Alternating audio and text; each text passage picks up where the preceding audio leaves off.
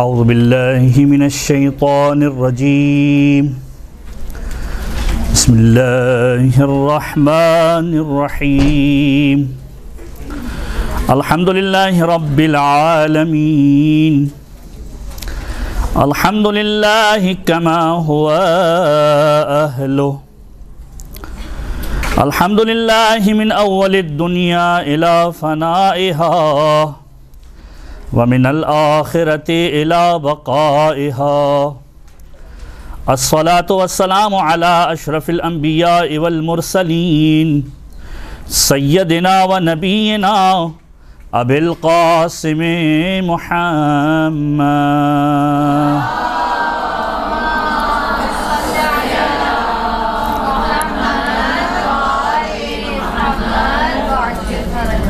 وعلى أهل بيته الطيبين الطاهرين المعصومين المظلومين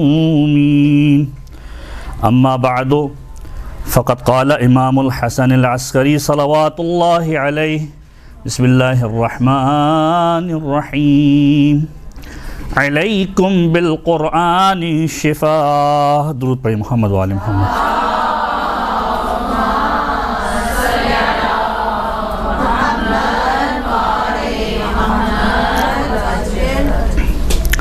قرآن محترم، آج کی جو گفتگو ہے ہماری وہ اس عنوان سے تھوڑی مختلف ہے کہ عمومی طور پر آپ کے اذہان کے اندر بہت ساری چیزیں محفوظ ہیں قرآن کریم کے اعتبار سے.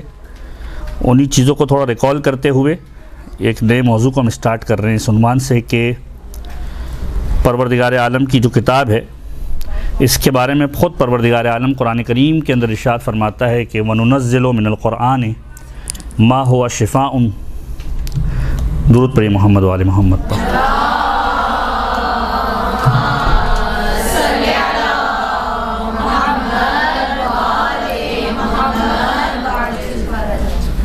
اس کے بارے میں خود پروردگار عالم قرآن کریم میں ارشاد فرماتا ہے کہ وَنُنَزِّلُ مِنَ الْقُرْآنِ مَا هُوَ شِفَاءٌ وَرَحْمَةٌ لِلْمُؤْمِنِينَ، کہ ہم نے اس قرآن کے اندر جو نازل کیا ہے اس میں شفا ہے، وَرَحْمَةٌ لِلْمُؤْمِنِينَ، اور مومنین کے لیے رحمت ہے. تو اسی عنوان سے کہ قرآن کریم جو ہم پڑھتے ہیں، تلاوت جو ہم کرتے ہیں، اس کا ہماری زندگی کے اندر اثر، اور جو سورہ مبارک خواص سورہ قرآن کے مختلف سوروں کی خصوصیات، یا اس میں جو شفا پوشیدہ ہے، یا جو اس کو پڑھنے کا فائدہ ہے، یا ائمہ طاہرین نے اس کا کوئی خاص مقام بتایا ہے، ان چیزوں کو آج ہم تھوڑا سا ڈسکس کریں گے. اور شاید ممکن ہے 2-3 سوروں کے اعتبار سے اور تلاوت کے اعتبار سے ہی ممکن ہے ہماری گفتگو آج ہو سکے.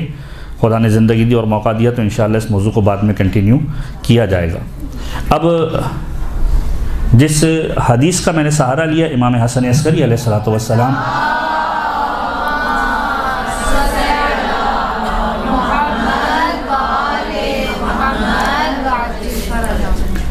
امام کی روایت کا جملہ خصوصاً شفا کے اعتبار سے کہ علیکم بالقرآن شفا، جب کسی نے آ کر مولا سے اپنی بیماری کا شکوہ کیا اور یہ کہا کہ میں طبیبوں کے پاس جا چکا ہوں کوئی فرق نہیں پڑا، تو امام نے اس انداز سے مخاطب کر کے کہا کہ علیکم بالقرآن شفا، تمہارے پاس قرآن ہے، اس قرآن کے ذریعے سے شفا کو حاصل کرو. یہ قرآن وہ ہے کہ جس کے اندر پروردگار عالم نے شفا کو چھپا کر رکھا ہوا ہے. یہاں تک کہ چھٹے امام صادق آل محمد امام جعفر صادق علیہ السلام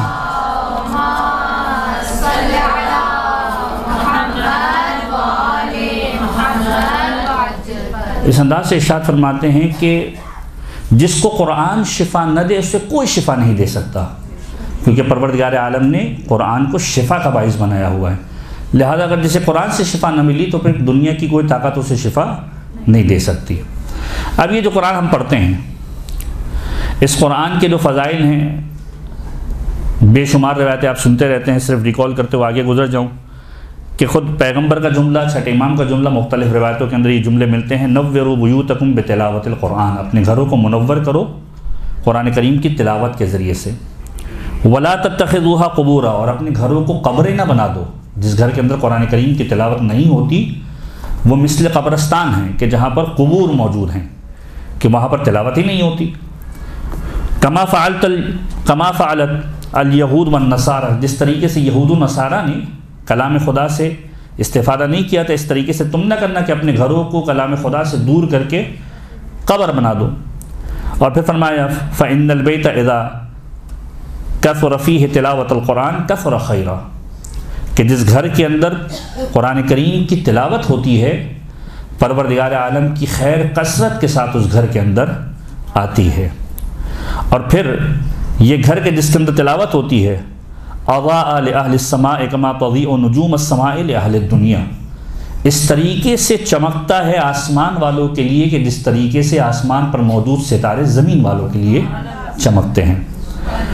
تو اپنے گھروں کے اندر تلاوت قرآن کے اعتبار سے ہر ایک نے اپنا کردار اس انوار سے ادا کرنا ہے کہ زندگی کے اندر کم سے کم کچھ لمحے قرآن کریم کے لیے اسپیئر کرنے ہیں، کچھ آیتیں، زیادہ آیتیں، بہت زیادہ آیتیں، یہاں تک کہ ابھی ہم روایتوں کو آپ کے سامنے بیان کریں گے کہ معصومین کے جملوں کے اندر اس انداز سے ملتا ہے کہ نہ فقط خود قرآن کریم کی تلاوت کرو بلکہ اپنے بچوں کو بھی تربیت دو قرآن کریم کی، اور اس کے لیے فوائد بیان کیے گئے کہ اگر کوئی شخص فرض کیجئے قرآن کریم کی تلاوت کرتا ہے، رات کو سوتے ہوئے ایک آیت تلاوت کرتا ہے پروردگار عالم ثواب دیتا ہے، 10 آیتیں تلاوت کرتا ہے پروردگار عالم ثواب دیتا ہے۔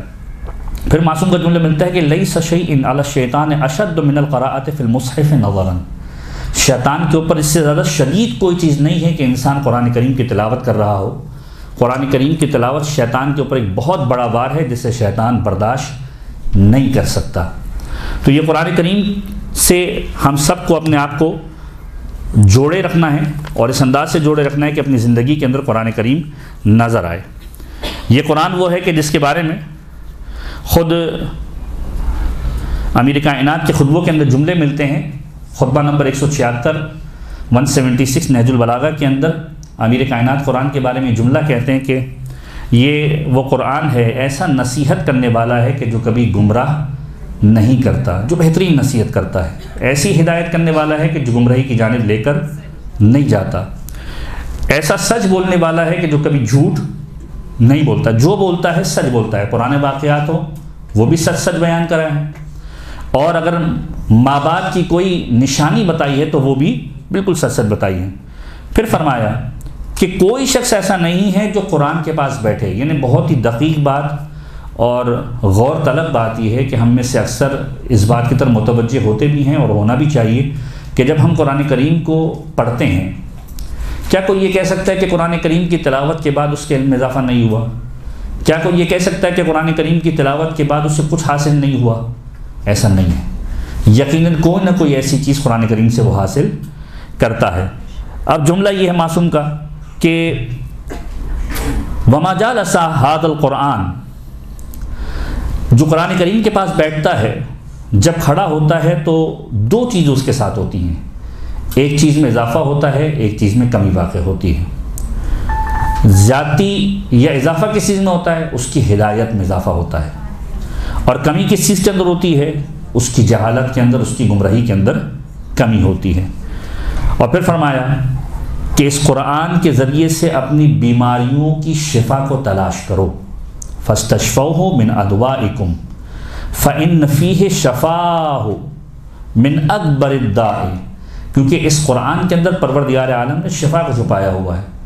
اب ہم یہاں پر اکثر و بیشتر شفا سے جو معنی لیتے ہیں وہ اس عنوان سے لیتے ہیں کہ کوئی بیماری ہو گئی، بخار ہو گیا، مرض ہو گیا، انسان مصیبت کے اندر مبتلا ہو گیا، قرآن کریم اس سے شفا دے گا، یقیناً شفا دے گا، اور اس میں کوئی شک و شبے کی گنجائش نہیں ہے۔ سورہ مبارکہ الحمد کے بارے میں روایتیں ملتی ہیں کہ اگر فرض کیجئے خدا نخواستہ کوئی بیمار ہے، آپ 7 مرتبہ سورہ مبارکہ الحمد کی تلاوت کریں اور اس پر فرض کیجئے دم کر دیجئے، پروردگار عالم شفا دیتا ہے۔ ایسا نہ ہو تو مقدار بڑھا دیجئے، 40 مرتبہ سورہ مبارکہ الحمد کی تلاوت کر دیجئے۔ معصوم کا جملہ ہے سورہ مبارکہ الحمد ایسی دوا ہے کہ اگر کسی مردے پر 70 مرتبہ پڑھ دی جائے تو بعید نہیں کہ مردہ زندہ ہو جائے۔ کلام خدا کے اندر پروردگار عالم نے اتنی تاثیر دی ہے۔ تو ایک ایکسپیکٹ ہمارے سوچنے کا یہ ہے کہ ان بیماریوں سے شفا ہے جو بیمار ہوتا ہے ہماری نظروں کے اندر۔ یہاں پر معصوم نے ایک نیا رخ دیا ہے کہ یہ قرآن شفا ہے بڑی بڑی بیماریوں کے لیے۔ وہ بیماریاں کیا ہیں؟ اہل بیت کی نظر میں بیماری کیا ہے؟ یہ جسمانی بیماریاں تو ہم ایڈریس کرتے ہیں کہ جسمانی بیماری ہے، اہل بیت کی نگاہ میں بیماری کیا ہے؟ گویا فَإِنَّ فِيهِ شَفَاهُ مِنْ أَكْبَرِ الدَّاءِ، بڑی بڑی بیماریوں سے شفا ہے۔ وہ کیا ہے؟ وَهُوَ الْكُفْرُ، کفر جیسی بیماری کی شفا قرآن کے اندر ہے۔ جو قرآن پڑھے گا کفر سے دور ہو جائے گا، ایمان کی جانب آ جائے گا۔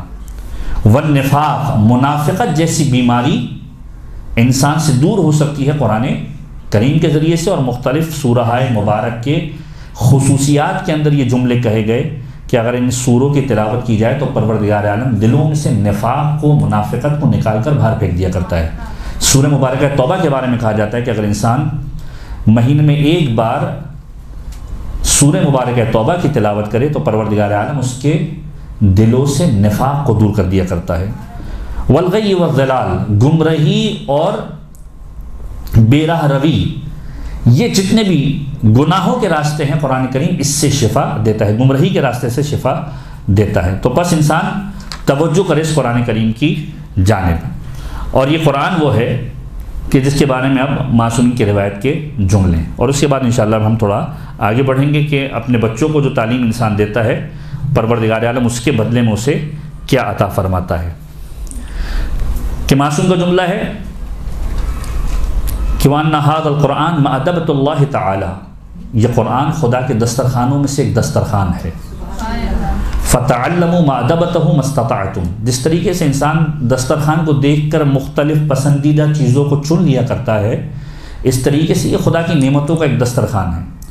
اس میں سے جو تم استطاعت رکھتے ہو اس قرآن کریم سے، دسترخوان سے چن لو۔ یہ پروردگار عالم کی طرف سے ایک رسی ہے ہدایت کی، اسے تھام کر رکھو۔ وشفاء النافع، یہ بہترین نفع دینے والی شفا ہے قرآن کریم، اور بچانے والا ہے اس کو کہ جو اس سے رابطہ قائم کر لیتا ہے، نجات ہے اس کے لیے کہ جو اس کی اتباع کرتا ہے۔ اور پھر فرمایا وَأَنَّكُمْ إِنْ أَرَدْتُمْ عَيْشَ السُّعَدَاءَ، اگر تم چاہتے ہو کہ بہترین زندگی، کامیاب زندگی گزارو، وَمَوْتَ الشُّهَدَاء، تمہیں شہادت جیسی موت آئے، وَالنَّجَاةَ يَوْمَ الْحَشْرِ، روز حشر تمہیں نجات مل جائے، وَظِلَّ يَوْمَ الْحَرُورِ، اور روز قیامت تمہارے اوپر سایہ ہو، وَالْهُدَى يَوْمَ الضَّلَالَةِ، گمراہی کے روز تم ہدایت اگر چاہتے ہو، فَدْرِسُ الْقُرْآنَ، تو قرآن کریم کو سیکھو، قرآن کریم کو سیکھنے کی کوشش کرو، کیونکہ یہ قرآن کیا ہے؟ فَإِنَّهُ كَلَامُ الرَّحْمَانِ، یہ رحمان کا کلام ہے، وَحِرْزٌ مِّنَ الشَّيْطَانِ، شیطان سے بچنے کا راستہ ہے، وَرُجْحَانٌ فِي الْمِيزَانِ، اور جب نامہ اعمال میں میزان میں تولا جائے گا تو یہ قرآن ایک پلڑے کی طرف آئے گا اور اس کا وزن بہت زیادہ ہوگا۔ پھر فرمایا وَأَنَّ مُعَلِّمُ الْقُرْآنِ وَمُتَعَلِّمُهُ، جو قرآن کریم کو تعلیم دینے والا ہے یا سیکھنے والا ہے، يَسْتَغْفِرُ لَهُ كُلَّ شَيْءٍ حَتَّى الْحُوتُ فِي الْبَحْرِ، اس کے لیے سمندر کے اندر رہنے والی مچھلیاں بھی استغفار کرتی ہیں۔ لوگ زندگی گزار لیتے ہیں، قرآن کریم سیکھنے کی کوشش نہیں کرتے۔ کہا سیکھنے کی بھی کوشش کرو، کیونکہ قرآن کو تعلیم دینے والا، قرآن کو سیکھنے والا اس کے لیے استغفار کرتی ہیں، حتی الحوت، یعنی وہ مچھلیاں کہ جو سمندر کے اندر رہتی ہیں وہ بھی استغفار کرتی ہیں۔ یہاں تک کہ پھر اس انداز سے روایت آگے بڑھتی ہے کہ یہ قرآن وہ قرآن ہے کہ باپ کے حق میں سے ایک حق ہے کہ وہ اپنے بچوں کو قرآن کریم کی تعلیم دے۔ جب بچہ پیدا ہوتا ہے، زندگی گزارتا ہے، معصوم کی روایتوں کے اندر 3-4 قسم کی روایتیں اس انداز سے ملتی ہیں کہ بچے کی تربیت کس انداز سے کی جائے گا۔ 3 چیزوں کی تربیت دی جائے۔ پہلی چیز قرآن کریم سکھایا جائے، اس کو بہترین نام دیا جائے۔ تیسری چیز ہماری محبت کو ان کے دل کے اندر راسخ کیا جائے۔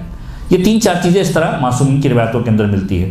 فرمایا کہ اگر کوئی شخص اپنے بچے کو تعلیم قرآن دیتا ہے تو پروردگار عالم روز قیامت اس باپ کے سر پہ ایک تاج کو سجائے گا، اور ملائکہ میں سے ایک ملک ہوگا جو اس کے لیے ایک تاج لے کر آئے گا، اور اس کے لیے بہترین لباس لے کر آئے گا ان ماں باپ کے لیے کہ جو اپنے بچوں کو قرآن کریم کی تعلیم کے لیے آراستہ کرتے ہیں یا کوشش کرتے ہیں یا ایفرٹس کرتے ہیں۔ ایسا لباس کہ جسم کو روز قیامت بھی لوگوں نے دیکھا نہیں ہوگا، اتنا بہترین لباس۔ اور پھر جب اس کے والدین، جو قاری یعنی پڑھنے والا بچہ ہے، اس کے والدین اس تاج کی طرف دیکھیں گے تو یہ محسوس کریں گے کہ اس سے ایک ایسا نور ساطع ہو رہا ہے کہ جو 10,000 سال کی مسافت سے دیکھا جا سکتا ہے۔ اور جو لباس انہیں عطا کیا جائے گا اس لباس جیسا کوئی لباس بھی انہوں نے زندگی کے اندر نہیں دیکھا ہوگا۔ پھر فرمایا کہ جب یہ ماں باپ ان لباسوں کو دیکھیں گے، ان تاجوں کو دیکھیں گے تو خدا سے مخاطب ہو کریں گے پروردگار یہ جو شرف ہمیں ملا ہے، ہمیں اس شرف تک کس عمل نے پہنچایا؟ تو پروردگار عالم یہ مخاطب کر کے کہے گا ملائکہ سے کہ ان سے کہو کہ یہ تمہارے لیے ہے اس سبب سے کہ تم نے اپنے بچوں کو قرآن کریم کی تعلیم دی۔ اور پھر فرمایا کہ جو شخص من علم ولدہ القرآن فکأنما حج البیت 10,000 حجہ، کہ جو اپنے بچوں کو قرآن کریم کی تعلیم دیتے ہیں گویا ایسا ہے کہ وہ حج بیت اللہ 10,000 حج کو انجام دے رہے ہیں۔ وَاعْتَمَرَ 10,000 عمرہ، اور 10,000 عمرے کو انجام دے رہے ہیں۔ 10,000 غلاموں کو آزاد کر رہے ہیں اولاد اسماعیل میں سے۔ 10,000 غزووں کے اندر شریک ہوئے جنگوں میں۔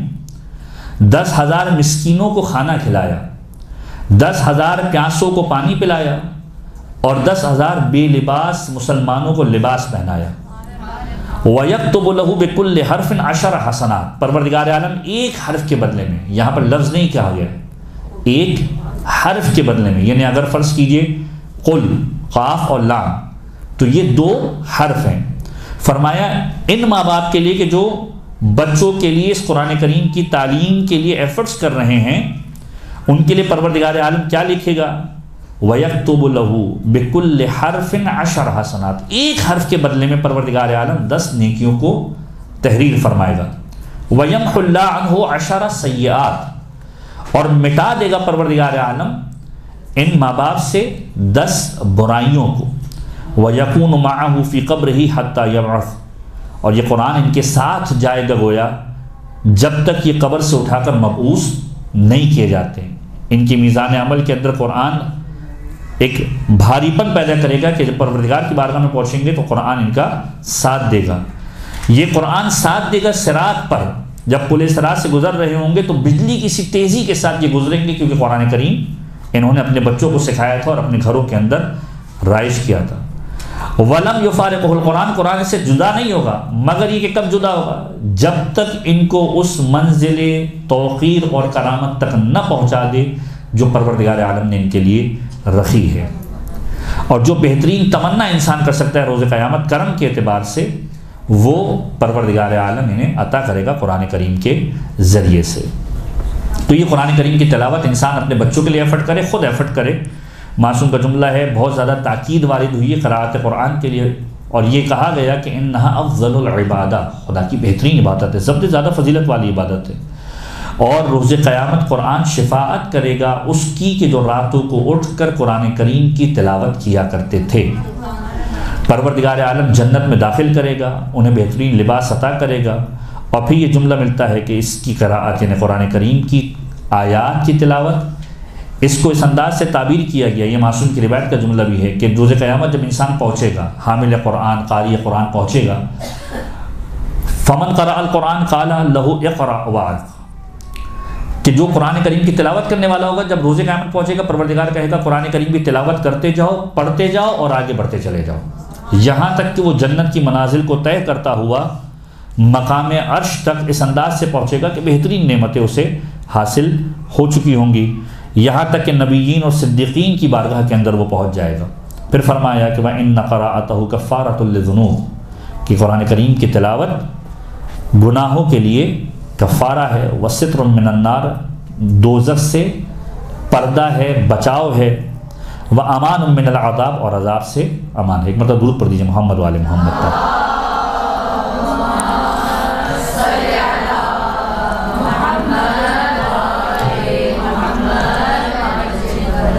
تو یہ قرآن کریم کی جو تلاوت ہے، یہ اس کی تلاوت گناہوں کے لیے کفارہ بنتی ہے، جہنم سے آزادی کے لیے پروانہ بنتی ہے، عذاب سے امان بنتی ہے۔